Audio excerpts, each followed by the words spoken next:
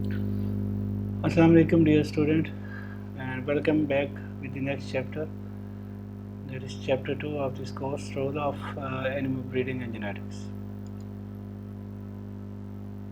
If you see on this picture, this is the 2017 per capita milk consumption across the globe, and definitely you can see the Pakistan over here. So according to the FAO standards, the per capita requirement per person, you can see is the 172 liter of the milk. But if we see the across the globe, this is not uniformly distributed. Here you can see the dark blue line, that is 200 kg per, and then the navy blue 150, and then greenish around 100 to 150, and then green from 50 to 100, and then 0 to 50 kg, that is the yellow, light yellow, you can see a cream color line. Now the most important thing is that where do we stand? Most of the countries these do not fall in the well-fed milk countries, except the UK, USA. Uh, Even we can see the Canada is much better in that than the Australia, New Zealand, and as well as the Europe and Russia. They are in better situation, but in the developing countries, you can see here, Pakistan is around 150. That is the 150 to 200 category. But still we are less than what we need. Per capita availability is lesser than the international standards.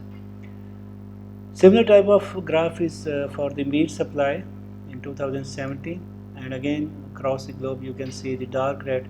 That means again the USA is number one among them, Australia, New Zealand, and Canada is much better.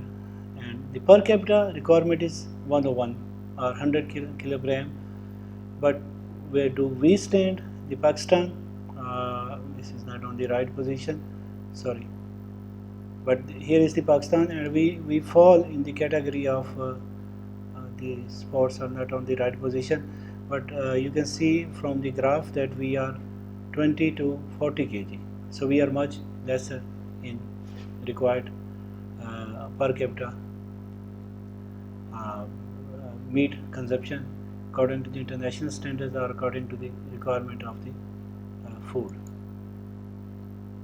Now this indicates the importance of the animal breeding genetics. Another important thing which is to be noted here, the countries where there are very well established milk or meat breeds, they have abundant supply of these, or per capita availability is much higher as compared to the countries where they do not have the well established dairy or beef breeds. So the establishment of these breeds, this is definitely dependent on the availability of the genetic resources as well as improvement of the genetic resources. And when you want to improve the genetic resources, definitely you need the animal breeding genetics expert, then the animal breeding and genetics infrastructure to develop these breeds. Another important aspect is the you can say north and south, where the south is on the you can say the underfed situation, and north is in much better in the, or east or west, again the same story. So west is the very well fed and the east is the underfed. That includes the Asia and the Africa, the countries of these two subcontinents who are the underfed, and they have the big burden of their population as well. So, and again another important thing is the climatic situation of these countries. They are much warmer as compared to the west. So we do need to improve certain breeds which can sustain in these climatic zones in the warm climate, and they can produce. And for all these things we need the animal breeding and genetics at number one, you can say, source of the improvement. So we talk about the developing country perspective, where Pakistan is also under their situation. There are extensive production systems where the production of milk is combined with or exists as a sideline of the beef production. So the animals for the beef or for the dairy purpose, they are same. The surplus males or the surplus or the retired cows, they are basically used for the beef production, and this is prevailing in most of the countries. So milk production is very low per animal. This is the most important thing, and because this low productivity of the animals, this is have a pressure on the feed resources. So if you increase the vertical production of the animals, definitely you would need lesser number of the animals to feed, and you can feed them very well. Now here comes how much is the improvement important.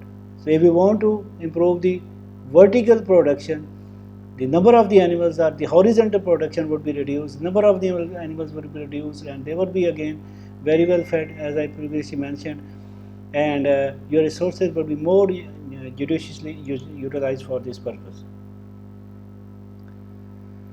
Now another important excess heat is detrimental effect on the milk production. So we do need to improve the local animals of these countries. Crossbreeding, again you have to establish the level if you want to go for the crossbreeding. As I mentioned in the previous lecture, that we have a lot of huge number of the more than 50% of the entire population of the cattle as non-descript. So those non-descript, they can be used for the crossbreeding, but these must be carefully done. One of the example is being carried out currently contemporarily in the India, where the Indian Army is involved in the crossbreeding program to have a controlled type of crossbreeding. Then the milk letdown, this is another issue. The milk letdown without the calf, this is another issue. But our own, you can say the observation, it do indicate that if you tame the animals without calf, most of the animals, they would be under that, where they can produce without the calf. So this problem can be resolved. Now, according to that, you need to develop the programs, and these breeding programs, there are four different types. Straightly upgradation of the temperate dairy breed. Example of that, the Israeli Friesian, that you bring them and then you adapt them, and or you can use their semen and gradually upgrade your local animals. And in that case, we recommend the non-descript, not your known breeds. Then the crossbreeding between the temperate breeds and the local strains for production of a new breed. The example is Australian milking Zebu, where you use this rats in the cattle with the temperate breeds and they establish that breed. Then the selection within an improved local strain. So National Sahiwal Stud in the Kenya, this is the example. They have taken these animals from Pakistan and they have developed. We do have the Sahiwals, and we have a program running for that, and by running that program more extensively, more carefully, and with the intervention of the genomics tool, we can do it. Then the final is the rotational breeding, and example of that is the Australian milking Zebu as well as the Kenyan Sahiwal, are systematic crossbreeding programs. So these are different scenarios, but for each scenario, other than improvement of the local animals, we have to be very, very careful. It should be very well planned by the genetist and run under the close supervision of the genetic expert, so that it can produce results in few year period of time.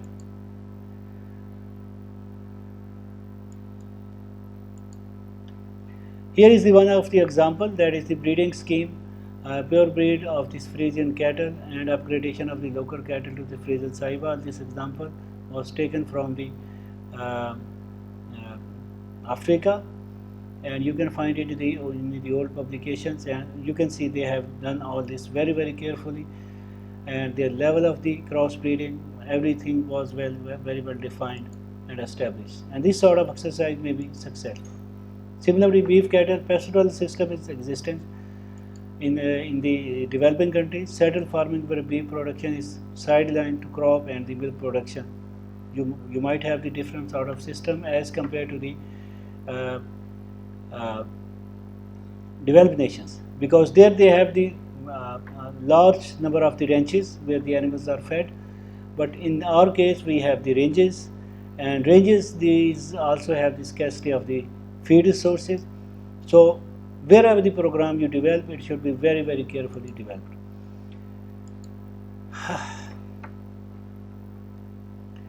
And another thing is the Mostly we have the agriculture integrated with the livestock, so we also need to keep this thing in our mind when we are developing the program. So problem in many developing countries, heavy overgrazing, I just mentioned it, scarcity of the rangeland resources or grassland resources, low productivity of the livestock. Again, if you improve through the crossbreeding or selection of your own animals, that can increase the number and reduce the pressure on the ranges. Because of the huge number, it will decrease the number and increase the production. High mortality, this is also another important factor, and which can be managed. Now, example of the crossbred Boron, that is the African breed with the Hereford. So they have developed it. So we can take lesson from that for our own country. Now, production traits which are particularly important: fertility and growth, very important. That is heat resistance, according to our own climatic condition, parasitic infection control. And if you go for the crossbreeding, then definitely you need to set a level of the crossbreeding, optimum level of the crossbreeding, and definitely on the non-diseased cattle. So here you need the animal breeding and genetic expert, and that's where the science of the animal breeding and genetics is very important. Similarly, for the other livestock and poultry, problem of the sheep breeding, I guess we should do it in the next lecture. We will go with these other livestock species.